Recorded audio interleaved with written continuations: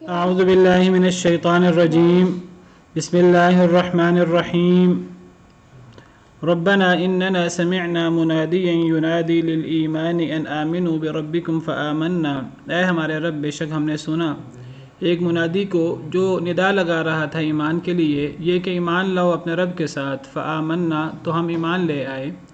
ربنا اے ہمارے رب، فاغفر لنا ذنوبنا پس بخش دے ہمارے لیے ہمارے گناہ، وکفر عنا سیئاتنا اور مٹا دے ہم سے ہماری برائیاں، وتوفنا مع الابرار اور فوت کر ہمیں نیک لوگوں کے ساتھ۔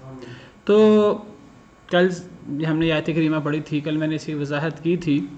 تو اس آیت کریمہ میں اللہ تعالیٰ نیک لوگوں کا ذکر کر رہے ہیں، ان کی وہ دعا جو وہ اللہ تعالیٰ سے کرتے ہیں، اللہ اس کا ذکر فرما رہے ہیں، اور گویا کہ اللہ تعالیٰ ہمیں دعا کرنے کا طریقہ اور دعا کرنے کے آداب سکھا رہے ہیں۔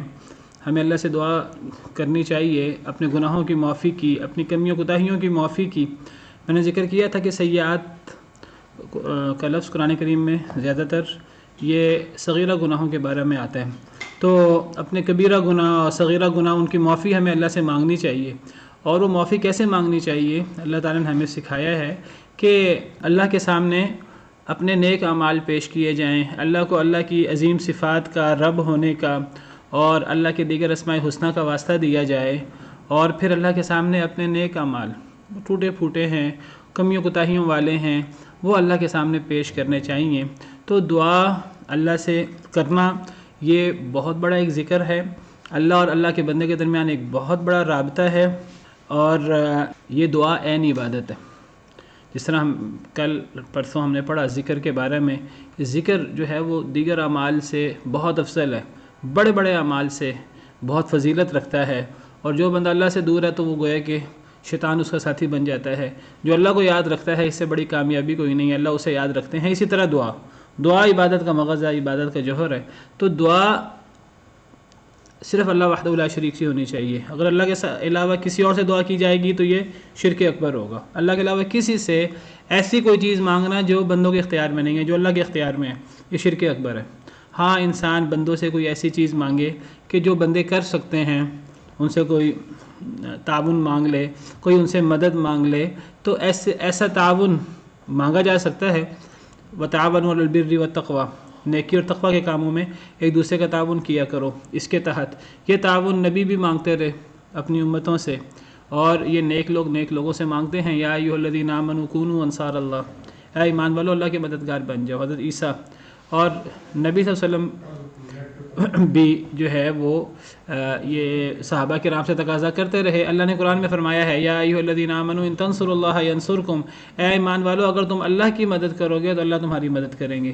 تو کوئی ایسی چیز مانگنا جو بندوں کی طاقت میں نہ ہو، تو ایسی چیز اللہ کے علاوہ کسی سے نہیں مانگی جا سکتی، چاہے وہ کوئی فوت شدہ بزرگ ہوں، چاہے وہ کوئی نبی ہوں، ولی ہوں جو فوت ہو چکے ہیں، ایسے لوگوں سے، یا جو زندہ لوگ ہیں، زندہ بزرگ ہیں، ان سے کوئی ایسی چیز مانگنا جو بندوں کے اختیار میں نہیں ہے، جو صرف اللہ کے اختیار میں ہے، یہ شرک اکبر ہے۔ تو دعا صرف اللہ سے ہونی چاہیے، اور دعا اللہ سے ڈائریکٹ ہونی چاہیے۔ اللہ سے دعا میں وسیلہ واسطہ، کچھ وسیلے واسطے ایسے ہیں جو جائز ہیں، جن کو اختیار کرنا چاہیے، جائز کیا بلکہ ان کو اختیار کرنا چاہیے، وہ پسندیدہ ہیں۔ کچھ ایسے وسیلے واسطے ہیں اور ان کو اختیار کرنا چاہیے، اللہ نے ان کا حکم دیا ہے۔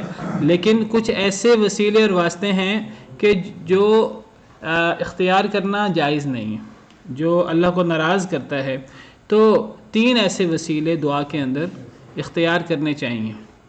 اور میں کل ذکر کر چکا ہوں تفصیل سے کہ جو تینوں وسیلے اور واسطے دعا کے اندر، ان تینوں وسیلوں واسطوں کا ذکر قرآن کریم میں موجود ہے، صحیح احادیث مبارکہ میں موجود ہے۔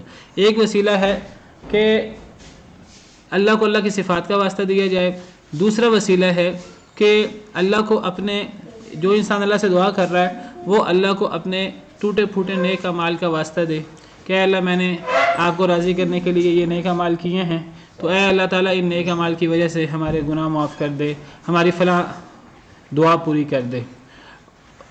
اور تیسرا وسیلہ ہے کہ کسی نیک زندہ بزرگ کے پاس جا کر ان سے دعا کرنے کا کہنا اور خود بھی دعا کرنا۔ میں نے ذکر کیا تھا کہ تینوں وسیلوں کا ذکر قرآن کریم میں موجود ہے، اور یہ تینوں اللہ سے ڈائریکٹ مانگنے کے اندر شامل ہیں.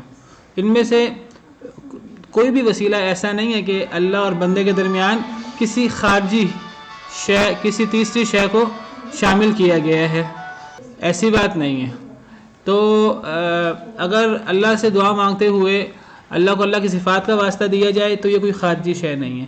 اگر اللہ سے دعا مانگتے ہوئے جو انسان اللہ سے دعا مانگ رہا ہے وہ اپنا نیک عمل پیش کرے ٹوٹا پھوٹا، تو یہ بھی کوئی خارجی، کوئی تیسری چیز نہیں ہے جس کو اللہ اور بندے کے درمیان شامل کیا گیا. اور اگر کسی نیک زندہ بزرگ کے پاس جا کر ان سے بھی دعا کرائی جائے اور خود بھی دعا کی جائے تو یہ بھی اللہ اور بندے کے درمیان کوئی تیسری خارجی شے شامل نہیں ہوئی. انسان خود دعا کرتا ہے، کسی بزرگ سے کہتا ہے کہ وہ بھی دعا کرے اللہ سے میرے لیے، تو ہم اللہ سے جب دعا کرتے ہیں تو اپنے لیے بھی کر سکتے ہیں، دوسرے کے لیے بھی کر سکتے ہیں. یہ تو کوئی ایسا اختلافی مسئلہ ہے ہی نہیں. تو یہ جو تینوں وسیلے ہیں ان کا ذکر قرآن کریم میں بھی موجود ہے اور ان کا ذکر جو ہے وہ احادیث مبارکہ میں بھی موجود ہے، اور یہ جائز صورتیں ہیں، دعا کے آداب میں شامل ہیں، اور ان کو اختیار کرنے سے دعائیں زیادہ قبول ہوتی ہیں. لیکن یہ جو تیسری صورت ہے کہ نیک زندہ بزرگ کے پاس جا کر دعا کرائی جائے، تو یہ جو دعا کا ادب ہے یہ نیک زندہ بزرگ کے پاس جا کر ہی ہو سکتا ہے، اس سے دعا کرائی جا سکتی ہے. لیکن ایک انسان خود دعا کرے اور دعا کرنے میں کسی نیک زندہ بزرگ کے پاس جا کر دعا کرانے کی بجائے وہ اللہ سے دعا کرتے ہوئے کسی نیک بزرگ کا واسطہ دے دے، تو یہ وسیلے کی جو صورت ہے یہ صحیح نہیں ہے، کیونکہ یہ اللہ اور اپنے درمیان کسی تیسری چیز کو شامل کر دیا گیا. اس تیسری شخصیت جو ہے اس سے یہ نہیں جا کر کہا جا رہا کہ آپ دعا کریں، بلکہ اللہ کو اس شخصیت کا واسطہ دیا جاتا ہے کہ اے اللہ تعالیٰ فلاں نبی کے وسیلے سے، فلاں نبی کے صدقے سے، فلاں بزرگ کے صدقے سے مجھے معاف کر دے. تو یہ جو صورت ہے یہ نہ قرآن کریم میں اس کا ذکر موجود ہے، نہ احادیث مبارکہ میں اس کا ذکر موجود ہے، نہ صحابہ کرام سے یہ چیز ثابت ہے.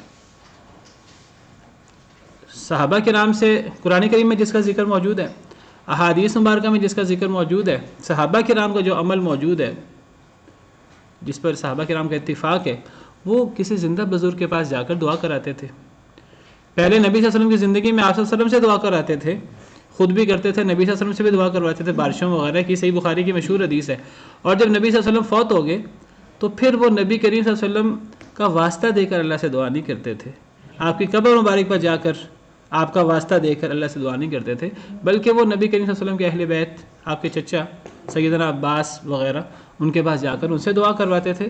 صحیح بخاری کی مشہور حدیث جو ہے وہ آپ نے سنی ہوئی ہے. سیدنا عمر رضی اللہ عنہ ان کا عمل اور تمام صحابہ کرام ان کے ساتھ تھے اس معاملے میں. تو سب صحابہ کرام کا اس بارے میں اتفاق ہے. کسی صحابی سے ثابت نہیں ہے کہ انہوں نے دعا کرتے ہوئے نبی صلی اللہ علیہ وسلم کے فوت ہونے کے بعد نبی صلی اللہ علیہ وسلم کا واسطہ دیا ہو. اور اگر ایسی کوئی چیز لوگ بیان کریں تو ایسی چیزیں ساری کی ساری وہ احادیث روایات ضعیف یا موضوع منکر ہیں، ایسی روایات جن سے استدلال نہیں ہو سکتا. تو کسی زندہ بزرگ کے پاس جا کر اس سے تو دعا کرائی جا سکتی ہے، وہ اللہ اور اپنے درمیان کسی تیسرے کو شامل کرنا نہیں ہے، کیونکہ وہ خود دعا کرتا ہے، وہ اللہ سے دعا کرتا ہے وہ ہمارے بارے میں، جس طرح ہم اللہ سے دعا کریں کسی تیسرے کے بارے میں، تو وہ ڈائریکٹ اللہ سے ہی مانگنا ہے. لیکن ہم جب اللہ کو پکاریں اور اللہ اور اپنے درمیان کسی تیسرے کو ڈالیں تو گویا کہ ہم اللہ کو اس کا واسطہ اور اس کا صدقہ دے رہے ہیں، گویا کہ ہم اللہ کو یہ کہنا چاہتے ہیں کہ اے اللہ تعالیٰ اس کا آپ پر بہت بڑا حق ہے، آپ اس کے حق سے اور اس کے وسیلے سے اور اس کے صدقے سے ہمیں معاف کر دیں. یہ بات یاد رکھیے کہ یہ اللہ رب العالمین کی توہین ہے. اللہ رب العالمین خالق کائنات ہیں، مالک کائنات ہیں، سب کو پیدا کرنے والے ہیں، سب کے مالک ہیں، ہر چیز اللہ کی ہے. کوئی چیز بھی وہ اللہ کے برابر نہیں ہے، کوئی چیز اللہ سے بڑھ کر نہیں ہے، اور اللہ کے علاوہ کوئی ایسی شے نہیں ہے جس کا اللہ پر حق ہو. اللہ کا سب پر حق ہے، کسی کا اللہ پر کوئی احسان نہیں ہے، کسی کا اللہ پر کوئی حق نہیں ہے. دیکھیے نبی پر بھی کسی کا احسان ہو سکتا ہے، یہ بات یاد رکھیے، نبی بھی مخلوق ہوتا ہے، نبی پر کسی کا احسان ہو سکتا ہے. نبی صلی اللہ علیہ وسلم نے یہ بات فرمائی کہ سیدنا ابوبکر صدیق کا مجھ پر احسان ہے، میں نے ان کے احسان کا بدلہ نہیں دیا، باقی سب کے احسان کا بدلہ دے دیا ہے، لیکن اللہ پر کسی کا کوئی احسان نہیں ہے۔ یہ بات یاد رکھیے، اللہ پر کسی کا کوئی حق نہیں ہے کہ اللہ کو کسی کا حق اور کسی کا واسطہ دیا جائے کہ اے اللہ اس کے حق سے، اس کے واسطے سے، اس کا آپ کے پاس اس کا اتنا بڑا حق ہے، اس کا اتنا بڑا مقام ہے کہ آپ اس کے صدقے سے مجھے معاف کر دیں۔ یعنی کیا اللہ پر کسی کا کوئی احسان ہے؟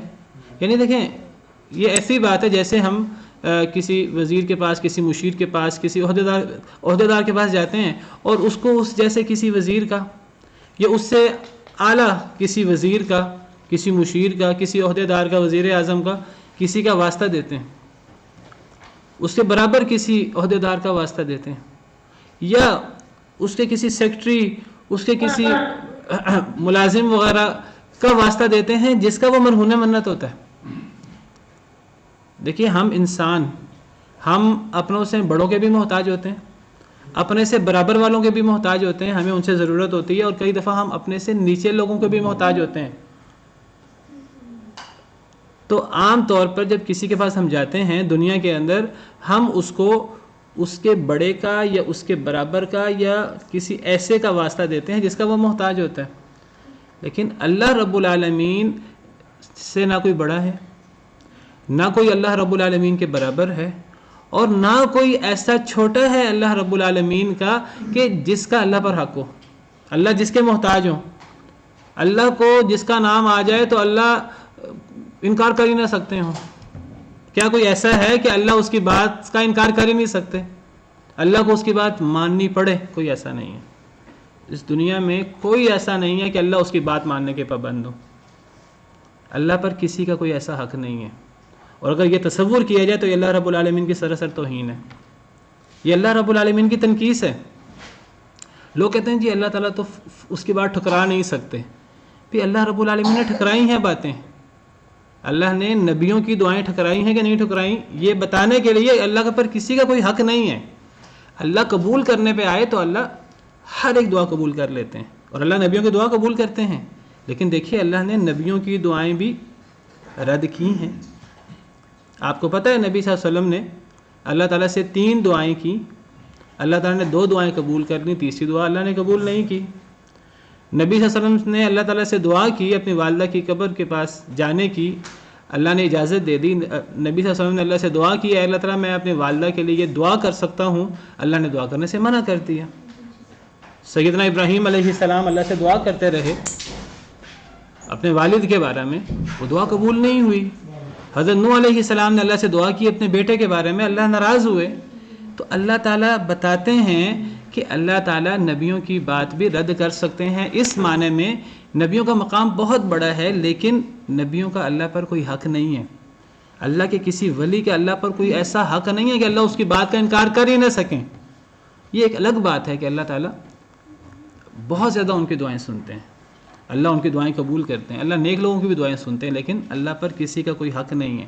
تو جب ہم اللہ سے دعا کرتے ہوئے اللہ کو کسی نبی کا واسطہ دیں، اللہ کو کسی تیسرے، کسی نبی کا، کسی ولی کا، کسی صحابی کا، کسی بزرگ کا، کسی پیر کا واسطہ دیں، تو گویا کہ ہم یہ کہہ رہے ہیں کہ اللہ پر کسی کا کوئی حق ہے، اللہ پر کسی کا کوئی ایسا حق نہیں ہے۔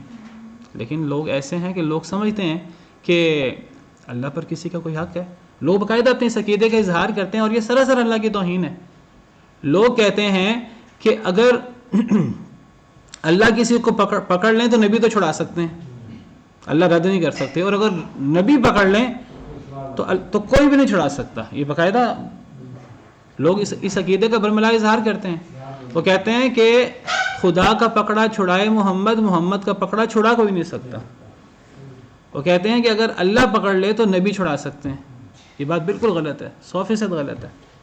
اگر اللہ پکڑ لے نبی کیسے چھڑا سکتے ہیں؟ اللہ نے پکڑ لیا ابو طالب کو یا ابو لہب کو یا کسی کو، تو کیا نبی صلی اللہ علیہ وسلم چھڑا سکتے ہیں؟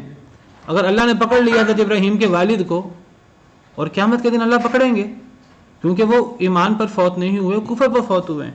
آزر حضرت ابراہیم کے والد، حضرت ابراہیم دعا کرتے رہے اپنے باپ کے لیے جب تک وہ گھر سے چلے گئے تھے، انہوں نے وعدہ کیا تھا اپنے باپ سے کہ میں آپ کے لیے دعا کرتا رہوں گا. انہیں پتہ نہیں تھا کہ وہ کفر پر و شرک پر فوت ہوئے ہیں. جب انہیں پتہ لگا، قرآن کریم میں صراحت سے موجود ہے، حضرت ابراہیم علیہ السلام نے دعا کرنا چھوڑ دی اپنے باپ کے لیے. قیامت کے دن صحیح حدیث مبارکہ میں آتا ہے کہ جب حضرت ابراہیم علیہ السلام کے باپ کو جہنم کے لیے لے جایا جا رہا ہوگا تو سیدنا ابراہیم علیہ السلام اللہ تعالیٰ سے دعا کریں گے، اللہ تعالیٰ سے التجا کریں گے، اے اللہ تعالیٰ آپ نے مجھے کہا تھا کہ آپ مجھے رسوا نہیں کریں گے. حضرت ابراہیم نے اللہ سے دعا کی، وَلَا تُخْزِنِي يَوْمَ يُبْعَثُونَ، اے اللہ جس دن لوگ اکٹھے کیے جائیں اس دن مجھے رسوا نہ کرنا. اللہ نے حضرت ابراہیم علیہ السلام کی دعا قبول کی ہوئی ہے کہ اللہ نے رسوا نہیں کرنا. تو حضرت ابراہیم کہیں گے اے اللہ تعالیٰ اس سے بڑی میری رسوائی کیا ہے، میرا باپ جہنم میں جا رہا ہے. تو اللہ کیا کریں گے؟ حدیث مبارکہ ہے اللہ تعالیٰ اسے ایک گندے کیڑے کی شکل دے دیں گے اس کے، اور اس کو ٹانگوں سے پکڑ کر جہنم میں پھینک دیا جائے گا. لوگوں کو پتہ نہ لگے یہ ابراہیم علیہ السلام کا باپ ہے. حضرت ابراہیم علیہ السلام کی رسوائی نہ ہو. اللہ حضرت ابراہیم علیہ السلام کی رسوائی تو نہیں کرائیں گے، لیکن ان کے باپ کو اللہ تعالیٰ جہنم میں پھینک دیں گے. اگر اللہ کسی کو پکڑ لے اسے کوئی نہیں چھڑا سکتا. خدا کا پکڑا چھڑائے محمد، محمد کا پکڑا چھڑا کوئی نہیں سکتا، والعیاذ باللہ. تو اللہ کو، اللہ کے نبیوں کو، اللہ کے ولیوں کو اللہ سے بلند مقام دے دیا. تو اللہ پر کسی کا کوئی حق نہیں ہے. تو اسی لیے اللہ سے دعا کرتے ہوئے اللہ کو کسی تیسری شخصیت کا، چاہے وہ نبی ہو چاہے ولی ہو، اس کا حق، اس کا واسطہ نہیں دینا چاہیے. یعنی اس واسطہ دینے کا مطلب یہ ہے کہ اس کا اللہ پر کوئی حق ہے اور اللہ اس کی بات ٹھکرا نہیں سکتے. اللہ پر کسی کا کوئی ایسا حق نہیں ہے کہ اللہ اس کی بات ٹھکرا نہ سکے. یہ بات یاد رکھیے. اللہ نبیوں کی دعا نہیں ٹھکراتے، لیکن اللہ نے کئی دفعہ نبیوں کی دعا قبول نہیں کی، یہ بتانے کے لیے اللہ پر کسی بڑے سے بڑے نبی کا، ولی کا کوئی حق نہیں ہے ایسا کہ اللہ انکار نہ کر سکیں. پھر آپ یہ بات دیکھیے کہ اللہ کو کسی نبی کا واسطہ دینا یہ غیر منطقی بھی ہے. کسی نبی کا، کسی ولی کا واسطہ دینا، میں دعا کروں اللہ تعالیٰ سے اور میں کسی کا واسطہ دوں، یہ غیر منطقی بھی ہے، غیر عقلی بھی ہے. کیسے کہ جب میں اللہ کو کسی کا واسطہ دیتا ہوں تو گویا کہ میں کیا کہتا ہوں اللہ تعالیٰ سے کہ اے اللہ تعالیٰ آپ کے فلاں نبی بہت نیک تھے، آپ کے بڑے عبادت گزار تھے، آپ کے فلاں ولی بہت نیک تھے، آپ کے بہت عبادت گزار تھے، اے اللہ آپ کو ان کی نیکی کا، ان کے مقام کا آپ کو واسطہ کہ آپ مجھے معاف کر دیں. مجھے بتائیں کہ کیا یہ بات عقلی ہے کہ اگر وہ نیک ہیں، نیک تھے، اللہ کی عبادت گزار تھے، اللہ کی بہت عبادت کرتے تھے، اللہ کی بہت باتیں مانتے تھے، تو ان کی باتوں کا فائدہ تو انہیں ہونا چاہیے، مجھے کیسے ہوگا؟ یہ میں کیسے کہہ سکتا ہوں کہ اے اللہ تعالیٰ فلاں نبی کے وسیلے سے، فلاں نبی کے واسطے سے، فلاں نبی کے آپ کے پاس بہت بڑا مقام ہے تو اللہ تعالیٰ مجھے معاف کر دے اس واسطے، اس مقام سے. بھئی وہ مقام تو اس کا ہے، وہ تو میرا نہیں ہے. تو اس مقام سے دیکھیے وہ میرے لیے دعا کرے اس کا تو مجھے فائدہ ہے، میں اس کے وسیلے سے اپنے لیے دعا کروں، مجھے اس کا کیا فائدہ ہے؟ اس میں فرق ہے، سمجھیے. کسی نیک زندہ بزرگ کے پاس جا کے دعا کرانا ایسے کہ ہم اس سے کہہ رہے ہیں ہمارے لیے دعا کرے، اس کا تو فائدہ ہے، وہ دعا کرے تو فائدہ ہے، قرآن کریم سے ثابت ہے. لیکن ہم اس کا واسطہ دیں، ہم کہ اے اللہ فلاں کے واسطے سے مجھے معاف کر دے، یہ اللہ کی توہین بھی ہے اور یہ غیر عقلی بھی ہے. اللہ پر کسی کا کوئی ایسا حق نہیں ہے. یہ ایسے ہی جیسے کہ کوئی شخص اس کا وہ کلاس کے اندر پڑھتا ہے، کلاس کے اندر ٹیسٹ ہوتا ہے، وہ فیل ہو جاتا ہے، محنت نہیں کرتا، تو کوئی شاگرد، فیل ہونے والا شاگرد استاد سے کہ استاد محترم فلاں طالب علم بڑا ذہین ہے، بڑی محنت کرتا ہے، فرسٹ آتا ہے، اس کے واسطے سے مجھے بھی پاس کر دو. تو کیا یہ بات عقلی ہے؟ یہ بات عقلی نہیں ہے. بھئی اگر اس نے محنت کی ہے فرسٹ آنے والے نے تو اس کی محنت اس کے لیے ہے، اس کی محنت وہ ایک نکمے لڑکے کے لیے کیسے ہو سکتی ہے، اور اس کے واسطے سے کسی نکمے کو کیسے پاس کیا جا سکتا ہے؟ یہ ناجائز ہوگا، غیر عقلی ہوگا. اگر کوئی نیک ہے اس کی نیکی کی وجہ سے کسی دوسرے کو کیوں معاف کیا جائے گا؟ ہاں مجھے اگر اللہ سے دعا مانگنی ہے، میں گناہ گار ہوں، میں کمی کوتاہی کرنے والا ہوں، اللہ کمی کوتاہی کرنے والے کی بھی سن لیتے ہیں، اللہ گناہ گاروں کی بھی سن لیتے ہیں. حدیث مبارکہ میں آتا ہے جب بندہ اللہ سے توبہ کرتا ہے تو اللہ کو بندے کی توبہ کی اتنی خوشی ہوتی ہے کہ اتنی خوشی اگر صحرا کے اندر کوئی بندہ جا رہا ہو، وہ کسی سواری پر سوار ہو اور اس سواری کے علاوہ اور سواری پر سامان کے علاوہ اس کے پاس کوئی چیز نہ ہو، پانی کھانا کچھ بھی نہ ہو، صرف وہ اونٹ اور اس کے اوپر سامان لدا ہوا ہے، اگر وہ سوئے اور وہ سواری غائب ہو جائے، اب وہ بندہ اٹھے اور دیکھے کہ میرے پاس کچھ بھی نہیں ہے، اور صحرا کے اندر تو پانی نہ ہونا، کھانا نہ ہونا، سواری نہ ہونے کا مطلب موت ہے سیدھی سیدھی۔ اب وہ ادھر دیکھے اس کو کہیں بھی نہ ملے، اب وہ موت کے انتظار میں بیٹھ سے کہ جی میرے لیے موت کے علاوہ کچھ نہیں ہے، موت کے انتظار کے علاوہ، اور وہ اسی انتظار کے اندر اسے نیند آ جائے، اس کی آنکھ کھولے تو اسے وہ سواری دوبارہ اپنے سامنے نظر آئے، اس کے اوپر پانی بھی لدا ہوا ہے، اس کے اوپر کھانا بھی لدا ہوا ہے، تو کتنا خوش ہوگا وہ، جیسے نئی زندگی ملی ہے۔ تو وہ اتنا خوش ہوگا کہ وہ خوش ہو کر، حدیث مبارکہ میں ہے، اگر وہ اتنا خوش ہو کہ وہ اللہ کو کہ خوش ہو کر اے اللہ تو میرا بندہ میں تیرا رب، خوشی میں الٹ پلٹ الفاظ اس کے منہ سے نکل جائیں، تو اللہ تعالیٰ فرماتے ہیں کہ اللہ کو اس بندے سے زیادہ خوشی ہوتی ہے اگر کوئی گناہ گار بندہ اللہ سے دعا کرے، اللہ کی طرف رجوع کرے۔ تو اللہ گناہ گار کی بھی دعا قبول کر لیتے ہیں جب اللہ نے قبول کرنی ہوتی ہے۔ اللہ نے نہ سننی ہو، اللہ کسی کی نہ سنے، اور جب اللہ نے سننی ہوتی ہے اللہ گناہ گار سے گناہ گار کی بھی سن لیتے ہیں، اللہ کو خوشی ہوتی ہے اس بندے سے زیادہ، حدیث مبارکہ میں آتا ہے۔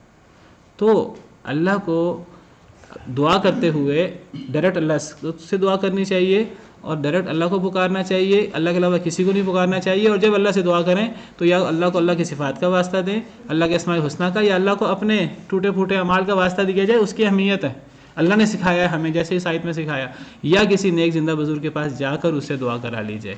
یہ تین صورتیں جائز ہیں، اس کا قرآن میں بھی ذکر ہے، حدیث مبارکہ میں بھی ذکر ہے، لیکن اللہ سے دعا کرتے ہوئے اللہ کو کسی کا واسطہ دینا یہ اللہ کی توہین ہے اور غیر عقلی، غیر منطقی ہے۔ یہ ایک ایسی بدعت ہے جو نہ قرآن کریم سے اس کا ثبوت ہے، نہ حدیث مبارکہ سے، نہ کسی صحابی نے یہ کام کیا، اور بدعت کہتے ہی اس کو ہیں کہ جس کا ثبوت نہ ہو قرآن و حدیث اور صحابہ کرام سے۔ بعض لوگ کہتے ہیں دیکھو جی ہمیں دنیا کے اندر کوئی کام کرانا ہوتا ہے تو ہمیں پھر واسطے پکڑنے پڑتے ہیں، وسیلے پکڑنے پڑتے ہیں، ہمیں چھت پہ جانا ہو، ہمیں کسی بڑے سے سفارش کرانی ہو تو ہمیں واسطے جو ہے نا وہ اختیار کرنے پڑتے ہیں، ہمیں درمیان میں جو ہے وہ کسی کا واسطہ دینا پڑتا ہے۔ تو ہم کہیں گے کہ دیکھیں واسطے کی ضرورت وہاں ہے جب اوپر والا سنے نہ، جب اوپر کی پوسٹ والا وہ عام بندے کی سنے نہ، اور وہ عام بندے اور اپنے درمیان وہ دروازے بند کر لے، بیریئر لگا لے۔ تو سب سے پہلے تو آپ یہ بتائیں کہ کیا اللہ کا معاملہ بھی یہی ہے کہ اللہ نے بیریئر لگائے ہوئے ہیں ولیعاذ باللہ؟ اللہ تو فرماتے ہیں کہ مجھے پکارو میں پکار قبول کروں گا، لوگ کہتے ہیں ہمیں نہ پکارو، ہم سے مانگو گے تو ہم ناراض ہوں گے، اللہ فرماتے ہیں مجھ سے نہیں مانگو گے تو میں ناراض ہوں گا۔ اللہ نے تو بیریئر نہیں لگائے۔ دوسری بات ہے ہمیں واسطے وسیلے کی ضرورت تب ہوتی ہے کہ جب اگلا بندہ ڈائریکٹ ہماری سن نہ سکتا ہو، کسی واسطے سے سن سکتا ہو۔ کیا ہم اللہ کے بارے میں یہ تصور کر سکتے ہیں کہ اللہ تعالیٰ ڈائریکٹ ہماری سن نہیں سکتے؟ اللہ تو ہمارے دل میں آنے والے خیال کو بھی جانتا ہے، اللہ تو ہلکی سے ہلکی آواز کو جانتا ہے۔ تو جب ہم یہ دنیا کی مثالیں پیش کرتے ہیں نا کہ ہم چھت پر تو سیڑھی کے بغیر چڑھ نہیں سکتے، ہم کسی دور والے کو اپنی آواز سنا نہیں سکتے جب تک کوئی واسطہ نہ ہو، جب تک ٹیلی فون نہ ہو، جب تک یہ نہ ہو، یہ مثالیں ساری اللہ کی توہین ہے اگر ہم اللہ کے لیے یہ مثالیں بیان کریں گے۔ کیا ہم اللہ کو اس افسر کی طرح سمجھتے ہیں جس نے اپنے دروازے بند کیے ہوئے ہیں؟ کیا ہم اللہ کو اس دور کی طرح سمجھتے ہیں کہ جو دور والا سن نہیں سکتا ہماری باتوں کو؟ تو اللہ تعالیٰ تو ایسے نہیں ہے۔ اللہ تعالیٰ تو رات کے وقت اللہ تعالیٰ تو ندا لگاتے ہیں کہ ہے کوئی مجھ سے معافی مانگنے والا، مجھ سے معافی مانگے میں اسے معاف کروں، اور ہم کہیں نہیں، اللہ کہیں کہ مجھ سے ڈائریکٹ مانگو، اللہ کہ مجھ سے مانگو میں دوں گا، ہم کہیں نہیں اے اللہ تو نہیں سنتا، اے اللہ میں فلاں کے واسطے سے، میں فلاں کا واسطہ دیتا ہوں، فلاں کا وسیلہ دیتا ہوں، تو اس کے واسطے سے اللہ تعالیٰ سنیں گے۔ اللہ فرماتے ہیں مجھے ڈائریکٹ پکارو۔ تو یہ دعا کے آداب اور دعا کے وسائل ہیں تین جو جائز وسیلے ہیں جن کو اختیار کرنا چاہیے۔ ایک، اللہ کو اللہ کی صفات کا واسطہ دیا جائے، نمبر دو، اللہ کو اپنے نیک اعمال کا واسطہ دیا جائے، اور نمبر تین، کسی نیک زندہ بزرگ کے پاس جا کر ان سے دعا کرا لی جائے۔ لیکن کسی فوت شدہ کا واسطہ دینا، وسیلہ دینا، یہ ناجائز وسیلہ ہے، ایسا وسیلہ اختیار نہیں کیا جا سکتا دعا کے اندر۔ فرمایا کہ اے اللہ ہمارے گناہ معاف فرما دے، ہم سے ہماری کمیاں کوتاہیاں معاف فرما دے، مٹا دے، اور اے اللہ تعالی ہمیں فوت کر نیک لوگوں کے ساتھ، نیک لوگوں کے ساتھ فوت کر، یعنی ہمیں دنیا سے نیک لوگوں کے ساتھ اٹھا، یا نیک لوگوں کے ساتھ فوت کر سے مراد ہے اے اللہ ہمیں فوت ہونے کے بعد نیک لوگوں سے ملا دے، ہمیں فوت ہونے کے بعد نیک لوگوں سے ملا دے، ہمیں نیک لوگوں کے ساتھ اکٹھا فرما دے۔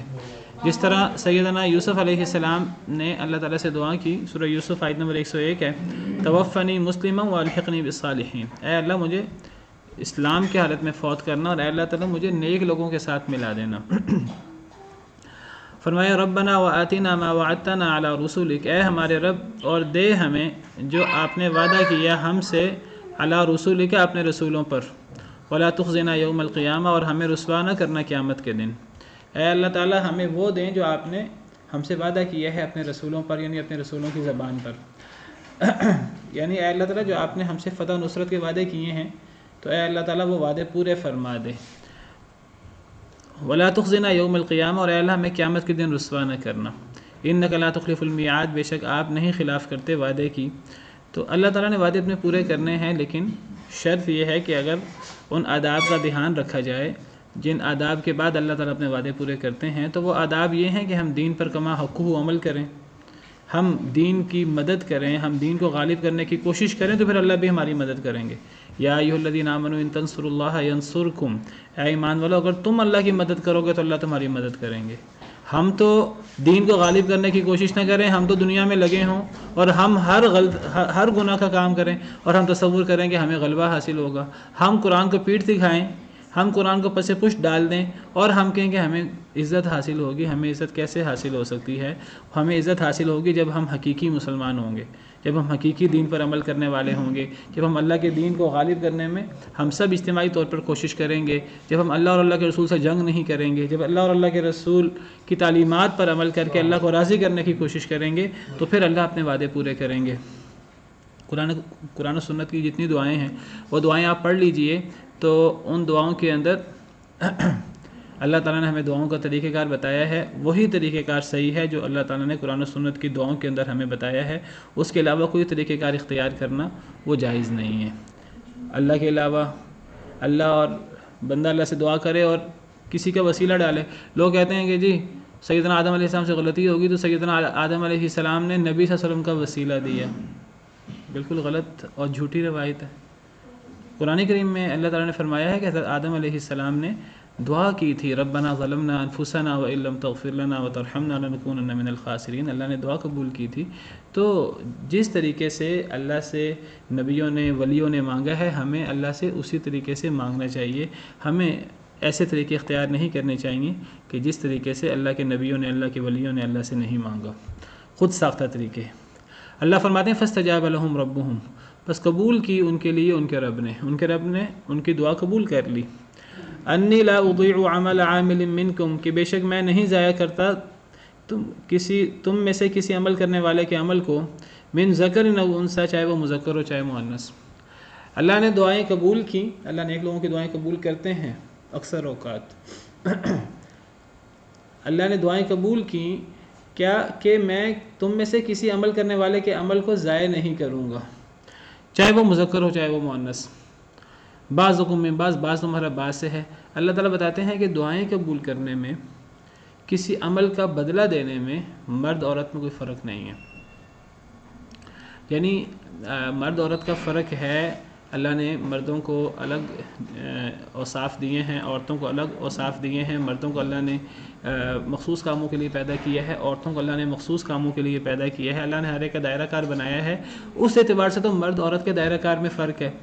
مرد کو اللہ نے مضبوط طاقتور بنایا ہے کہ وہ جہاد کرے اور وہ دین کو غالب کرنے کے لیے عملی جد و جہد کرے، عملی محنت کرے، اور وہ قوام ہو میاں بیوی کے اندر، مرد قوام ہے۔ اور وراثت کے اندر بعض معاملات میں اللہ نے مردوں کو زیادہ حصہ دیا ہے۔ تو مختلف چیزیں ہیں جو اللہ نے دائرہ کار کے اندر مردوں کو بعض جگہوں پہ فوقیت دی ہے، بعض جگہ ہیں جہاں اللہ نے عورتوں کو فوقیت دی ہے۔ ہر جگہ صرف مردوں کی فوقیت نہیں ہے، کئی جگہ ہیں جو عورتوں کے دائرہ کار میں ہیں، وہاں عورتوں کو فوقیت ہے۔ اگر خدمت کی بات ہے تو خدمت میں ماں کو، آپ کو پتہ باپ کے اوپر فوقیت ہے، ماں کا 3 گنا زیادہ حق ہے۔ اب یہ فوقیت ہے کہ نہیں؟ اگر ایسی گواہی کی بات ہو کہ جو گواہی عورتوں کے معاملات کی ہے، تو وہاں ایک عورت کی گواہی بھی قابل قبول کر لی، کس نے دودھ پلایا ہے، کس نے دودھ نہیں پلایا، ان معاملات میں ایک عورت کی گواہی قابل قبول ہے، حالانکہ عام معاملات میں مردوں کی 2 کی گواہی قابل قبول ہوتی ہے۔ تو یہ دائرہ کار کا معاملہ ہے۔ تو اللہ نے بعض جگہوں پر دائرہ کار کے اعتبار سے مردوں کو مقام دیا، بعض جگہوں پر دائرہ کار کے اعتبار سے عورتوں کو مقام دیا، یہ دائرہ کار کا فرق ہے۔ لیکن کوئی خلوص کے ساتھ عمل کرے اللہ کے حکم کے مطابق، کوئی دعا کرے تو دعا مرد کی بھی قبول ہوتی ہے، عورت کی بھی قبول ہوتی ہے. کوئی نیک عمل کرے تو نیک عمل مرد کا بھی قبول ہوتا ہے، عورت کا بھی قبول ہوتا ہے، بدلہ دونوں کو برابر ملتا ہے، بلکہ عورتوں کو کم کام کر کے زیادہ بدلہ مل جاتا ہے. اللہ فرماتے ہیں کہ دعا میں دونوں کی قبول کرتا ہوں، مرد ہو یا عورت، بعض تمہارا بعض سے ہے. دیگر آیات میں اللہ تعالیٰ فرماتے ہیں کہ جو اجر کا مسئلہ ہے، قیامت کے دن جنت میں جانے کا مسئلہ ہے، نیک اعمال کے اجر کا مسئلہ ہے، اس میں مرد عورت برابر ہیں. من عمل صالحا من ذکر او انثى وهو مؤمن فلنحيينه حیاتا طیبہ ولنجزینهم اجرهم باحسن ما كانوا يعملون. اللہ فرماتے ہیں جو نیک عمل کرے چاہے مرد ہو یا عورت، ہم اس کو پاکیزہ زندگی بھی عطا کریں گے اور ہم ان کو ان کے اعمال کا اچھا بدلہ دیں گے. اجر کا بدلہ، عمل کا بدلہ، اجر آخرت کا، اس میں مردوں کے لیے بھی ہے، عورتوں کے لیے بھی ہے. جنت مردوں کے لیے بھی ہے، عورتوں کے لیے بھی ہے، بلکہ عورتوں کے لیے کم عمل پر اللہ نے جنت رکھی ہے. حدیث مبارکہ ہے کہ جو عورت 5 نمازیں پڑھ لے، جو عورت روزے رکھ لے، اپنی عصمت کی حفاظت کر لے، اپنے شوہر کی اطاعت کرے، جنت کے جس دروازے سے داخل ہو جائے، او کما قال علیہ الصلوۃ والسلام. حالانکہ مردوں کے لیے تو مشکل معاملات ہیں، دین کے غلبہ اور محنت اور مشکل معاملات ہیں. عورتوں کے لیے اللہ نے معاملات آسان رکھے ہیں بعض جگہوں پر. تو یہ بعض جگہوں پر جو فرق ہے مرد عورت کا، وہ مرد عورت کے دائرہ کار کا فرق ہے. اللہ نے مرد عورت کے جسمانی اعضاء اور دائرہ کار فرق بنایا ہے. اس اعتبار سے اسلام کے اندر فرق ہو تو ہو، دعا کے اعتبار سے، عمل کے اعتبار سے، بدلے کے اعتبار سے، جنت کے اعتبار سے، جہنم کے اعتبار سے، اس اعتبار سے کوئی فرق نہیں ہے. بعض تمہارا بعض سے. اصل میں سیدہ ام سلمہ رضی اللہ عنہ وارضاہا، نبی صلی اللہ علیہ وسلم کی زوجہ مطہرہ، انہوں نے ایک دفعہ کہا کہ قرآن کریم میں جگہ جگہ جو فضیلت والے کام ہیں ان میں مردوں کا ذکر ملتا ہے. جہاد کے اندر مردوں کا ذکر ہے، ہجرت کے اندر مردوں کا ذکر ہے جگہ جگہ قرآن کے اندر، عورتوں کا ذکر نہیں ہے. ایک تو اللہ تعالیٰ نے ان کی خواہش پوری کی، ان المسلمین والمسلمات والمؤمنین والمؤمنات والقانتین والقانتات والصادقین والصادقات کے 10 اعمال، نیک اعمال اللہ نے بیان فرمائے. اللہ نے فرمایا یہ اعمال مرد کرے یا عورت، میں ان سب کو اجر دوں گا. والذاکرین اللہ کثیرا والذاکرات اعد اللہ لهم مغفرۃ واجرا عظیما. اللہ نے تو ان کی خواہش پوری کر دی. اللہ نے فرمایا کہ مسلمان مرد ہو یا عورت، سچ بولنے والا مرد ہو یا عورت، روزہ رکھنے والا مرد ہو یا عورت، وہ 10 اعمال بیان فرمائے. اللہ نے فرمایا کہ میں نے سب کے لیے بہترین اجر تیار کر رکھا ہے، کوئی فرق نہیں مرد عورتوں میں. یہاں اللہ تعالیٰ نے فرمایا کہ کوئی نیک عمل کرے، کوئی دعا کرے، وہ مرد ہو یا عورت، بعض بعض سے ہے، کوئی فرق نہیں ہے. تو اللہ تعالیٰ نے بتایا کہ یہ جو احکامات جہاں مردوں کا ذکر ہوتا ہے، اصل میں وہ احکامات صرف مردوں کے لیے نہیں ہوتے. جو احکامات اللہ نے مردوں کے لیے بیان فرمائے ہیں اس میں عورتیں شریک ہیں، الا یہ کہ جن معاملات میں عورتوں کو مستثنیٰ کر دیا جائے. ورنہ قرآن کریم میں جو احکامات اللہ نے مردوں کے لیے بیان فرمائے ہیں وہ سارے کے سارے احکامات عورتوں کے لیے ہیں، الا یہ کہ ان معاملات میں عورتوں کا الگ سے استثناء موجود ہو. اور جو احکامات عورتوں کو دیے اللہ نے وہ احکامات عورتوں کے لیے خاص ہیں. جو احکامات مردوں کے لیے ہوں اس میں عورتیں شریک ہیں، الا یہ کہ عورتوں کا استثناء ثابت ہو. جو احکامات عورتوں کے لیے ہیں وہ عورتوں کے لیے ہیں، اس میں مرد شریک نہیں ہیں. باقی اگر عورتوں کا ذکر نہیں ہے، اللہ نے عورتوں کا ذکر کر کے عورتوں کو مطمئن بھی کر دیا. اور اللہ نے فرمایا کہ اجر میں، دعا میں اور ان چیزوں میں مرد عورت برابر ہیں. دائرہ کار کا فرق ہے. فالذین ہاجروا واخرجوا من دیارہم، پس وہ لوگ جنہوں نے ہجرت کی اور نکالے گئے اپنے گھروں سے، واوذوا فی سبیلی، اور ان کو اذیت دی گئی میرے رستے میں، وقاتلوا وقتلوا، اور انہوں نے لڑائی کی اور ان کو قتل کیا گیا. لأکفرن عنہم سیئاتہم، البتہ میں ضرور مٹا دوں گا ان سے ان کی برائیاں. وَلَأُدْخِلَنَّهُمْ، اور البتہ میں ضرور داخل کروں گا انہیں جنات، باغات میں، تجری من تحتها الانہار، بہتی ہیں ان کے نیچے سے نہریں. ثوابا من عند اللہ، یہ ثواب ہے اللہ کے پاس سے. واللہ عنده حسن الثواب، اللہ کے پاس بہت اچھا ثواب ہے.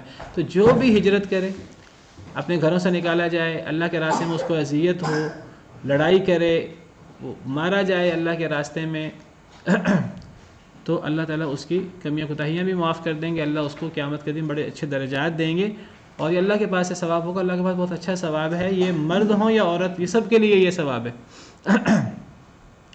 لا یغرنک تقلب الذین کفروا فی البلاد، ہرگز نہ دھوکے میں ڈالے آپ کو پھرنا ان لوگوں کا جنہوں نے کفر کیا فی البلاد، شہروں میں، کافر لوگوں کا شہروں میں پھرنا یعنی شہروں میں آنا جانا، یہ آپ کو دھوکے میں نہ ڈالے۔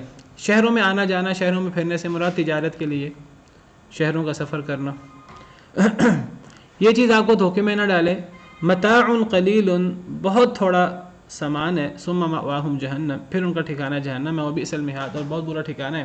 اللہ تعالیٰ فرماتے ہیں کہ جو مسلمان لوگ ہیں وہ تو دنیا کے اندر جو مقصد زندگی ہے اللہ کی عبادت، اللہ کو راضی کرنا، ان کاموں میں لگے رہتے ہیں۔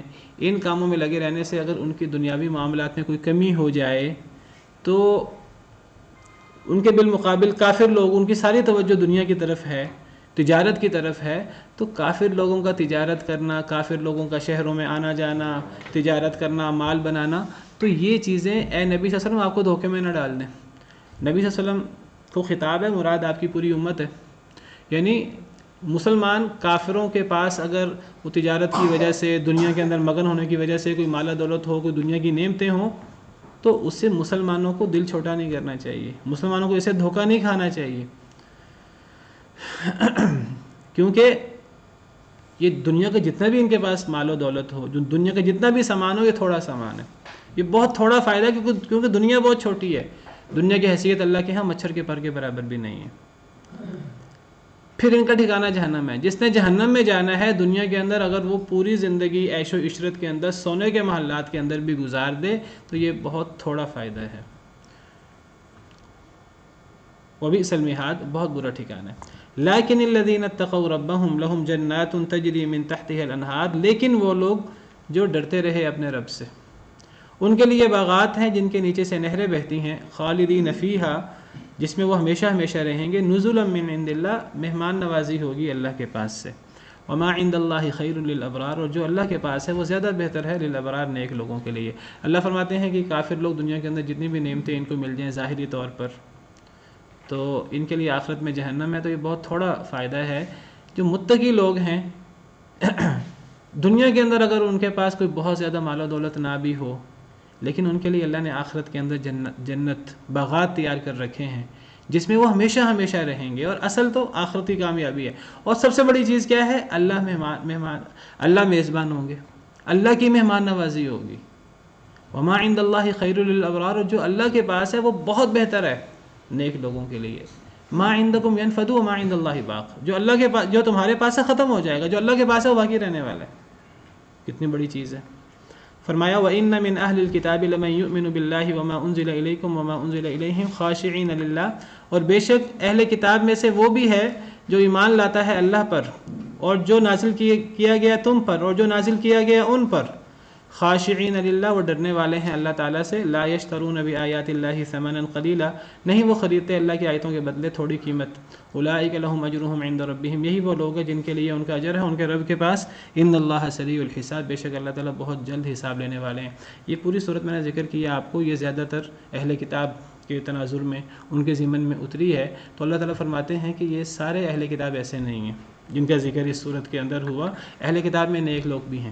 امام ابن کثیر فرماتے ہیں کہ یہود میں سے 10 کے قریب لوگ مسلمان ہوئے، عیسائیوں میں زیادہ لوگ مسلمان ہوئے، دوسری طرف ہزاروں لاکھوں یہودی عیسائی تھے، لیکن وہ تھوڑے سے یہودی، تھوڑے سے عیسائی اللہ کے نزدیک اتنے اہم ہیں، اللہ نے ان کا الگ ذکر کیا۔ یہ سارے ایک جیسے نہیں ہیں، اہل کتاب میں نیک لوگ بھی ہیں، وہ اپنے اوپر اترنے والے دین پر، اس پر بھی ایمان لائے، تورات انجیل پر، اور وہ نبی صلی اللہ علیہ وسلم پر جو قرآن اترا اس پر بھی ایمان لے آئے، تو ان کا اجر ان کے رب کے پاس ہے، اور اللہ بہت جلد حساب لینے والا ہے۔ یا ایھا الذین آمنوا اصبروا، اے ایمان والو صبر کرو، وصابروا، اور مصابرہ کرو۔